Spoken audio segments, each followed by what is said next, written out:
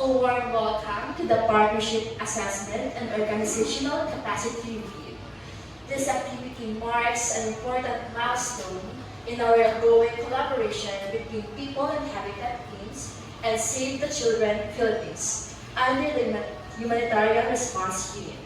So before we formally, may we remind everyone to please set your mobile phones to So, tatlo lang kami ngayon kasi yung ibang members ko naman ay nag-graduate na nag-work na din, iba na sila lang.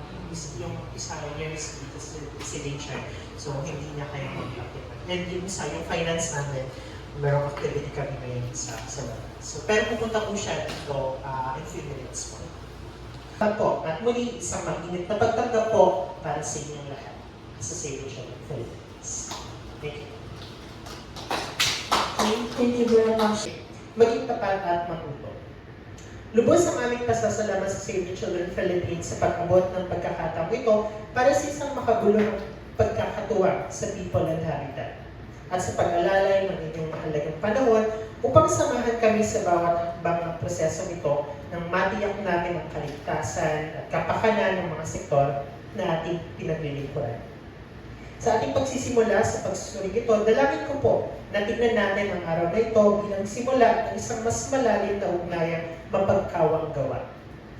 Ugnayang tinatag sa pagtitiwala, paggalang sa isa't isa, at isang Noriel Ramos, and we have the middle lead, Abuelita Lapitan, and the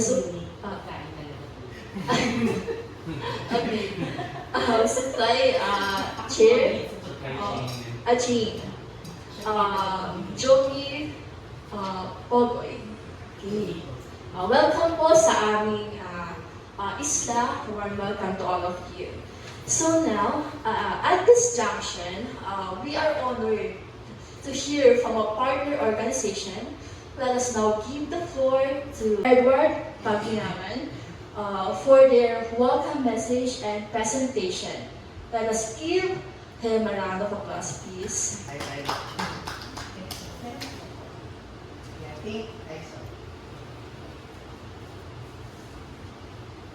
Hello, yan. Naka-mic talaga, parang pinakilala nyo kayo, pero hindi kayo nagpakilala. si Sir Evan lang yung Sige, magpakilala tayo. Si Miss Nix. Okay, so good morning everyone again. I am Chronicle 20 or you can call me Nix na lang po. I am member po ng People and Habitat. Nag-ano po ako as a PR. Dun sa pagsundo kanina. And welcome sa amin. First time nila sa Catanduanes. Ako kasi nakapunta na ako dito. And itong isa taga rito talaga siya. So, una, nakikita niyo sa screen, ang assessment na, ang pangit kasing pakinggan ng assessment na para kaming juror, tapos dinweda natin kayo. Palabasin natin ito na kwentuhan. Yan. Okay, so magkikwentuhan na tayo kasi gusto namin malaman ng ginagawa ng organization nyo. At ito ba ay in line sa ginagawa ng Save the Children at meron ba kami maitutulong sa inyo? At syempre, dahil established na kayo, may maitutulong ba kayo sa amin?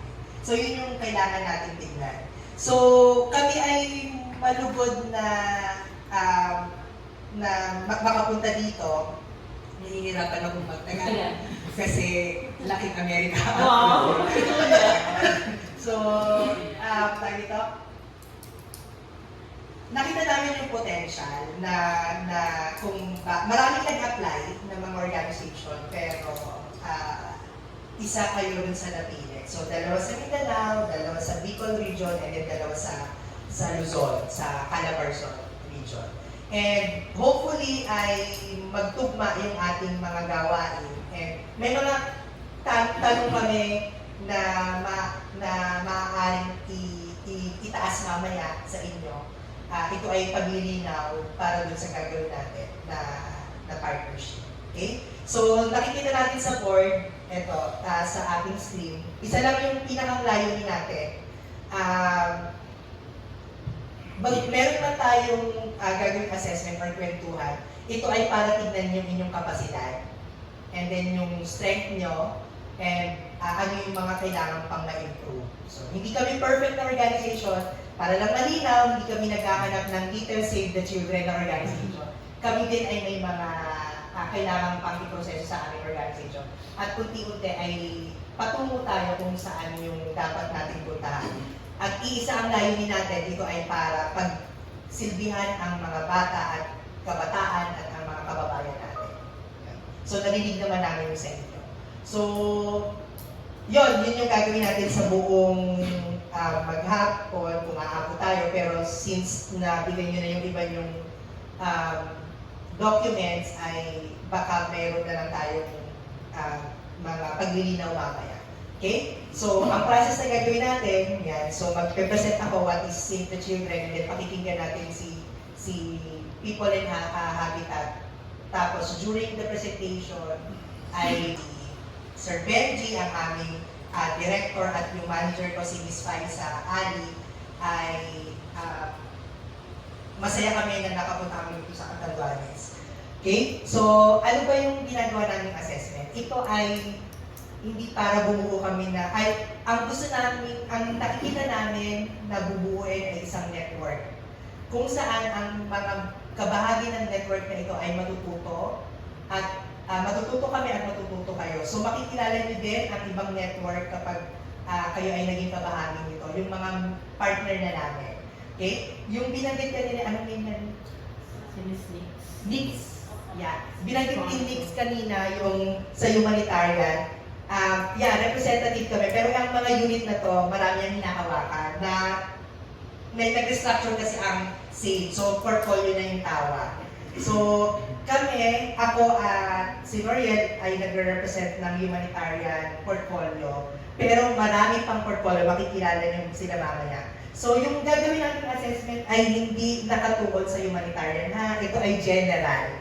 So, possible, halimbawa, yung child protection, na kailangan sila ng partner sa Catanduanes, itatap lang kami, HRU, meron pa kayong partner. So, pwede namin ibigay, kaya ipagpapaalam namin sa inyo.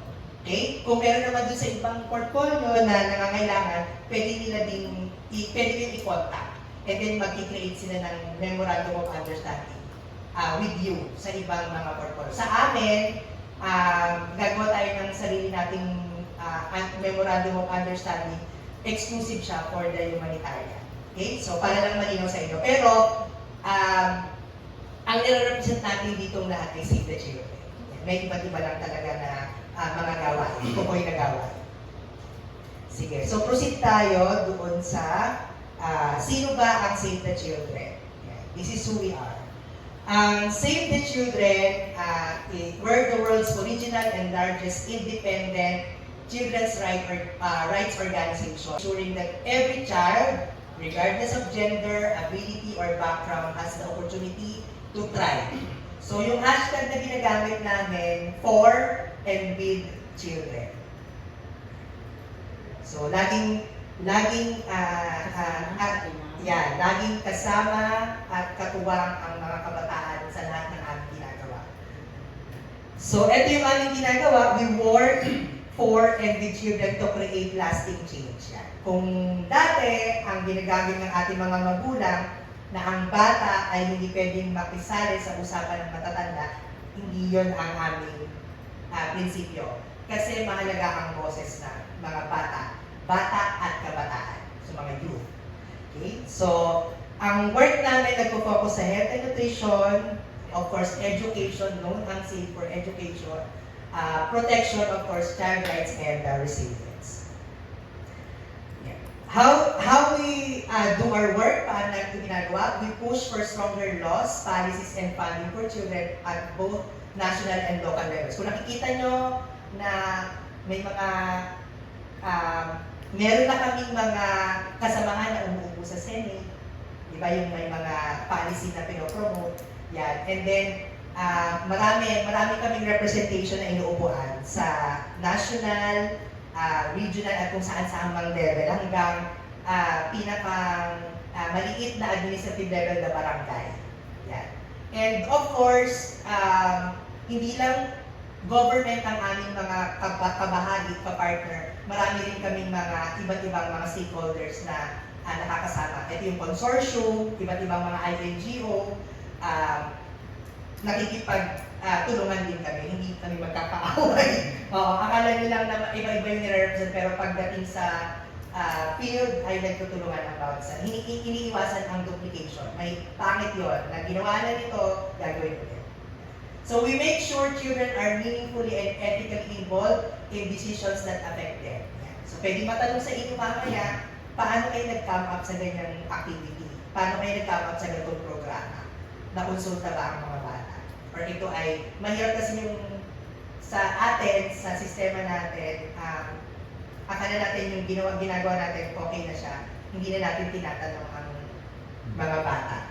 Kung ito ba ay gusto nila, dapat nilang makamutan or gano'n. So, make consultation. Ayan, we partner with government, civil society, and last yung we co-design with children.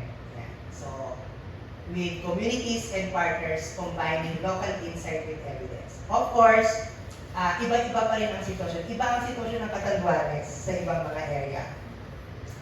Nung galing kami sa Mindanao, side track lang, mas priority nila ang Kasi conflict. sa conflict. Sa conflict doon. Pero tingnan natin mamaya kung ano ba ang sa Catanduanes. Baka ang pinakang problema nila ay overproduction ng TV. Nahihirapan ng mga, ay, nakabigyo ba? Ayan tuloy.